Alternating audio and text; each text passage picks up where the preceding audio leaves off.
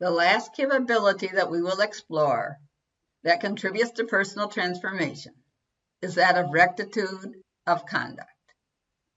Rectitude of conduct consists of behavior guided by ethical principles and accepting responsibility, including responsibility for the consequences of our behavior. We need to use principles for guidance in making decisions. Without principles, our decisions have no coherence or predictability, and people will not know what to expect of us, and they will not consider that we are trustworthy. Principles are like a compass. They show the general direction in which we can go, but they are not so rigid that they stifle creativity. We need to reflect and consult on principles in order to see how to apply them in a particular situation. The principles to which we commit must be a result of our investigation of truth. Moral leaders and spiritual teachers throughout history have emphasized similar principles, such as truthfulness, honesty, generosity, solidarity, forgiveness, and many more, which we can use as guidance in making decisions. We not only need to believe in certain principles, we also need to do all that we can to practice them. Our words need to be reflected in our deeds. Truthfulness and honesty form the foundation for rectitude of conduct.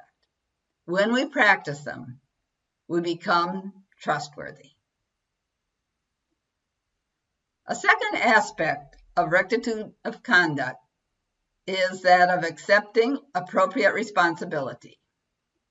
We need to recognize that on some level, we are responsible for creating the relationships and situations that occur in our lives. They don't just happen to us. When we are involved in a problem, we need to be honest about how we contributed to it and accept responsibility for helping to resolve it.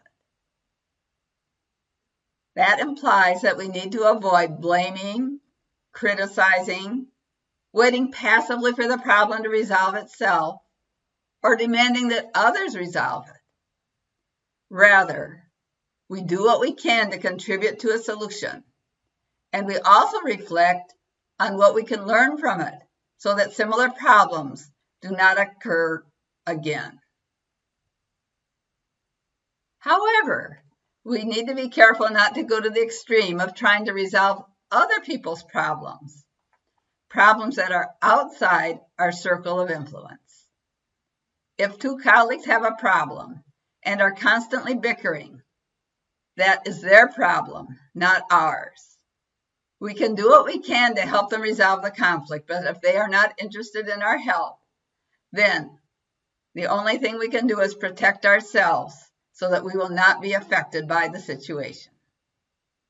Once we have accepted responsibility for doing something in a situation, we need to assume it by deciding what we are going to do, carrying out those decisions, and accepting the consequences of our actions. In brief, truthfulness, honesty, and responsibility form the basis of rectitude of conduct. They are necessary for trust, and trust is the basis for cooperation.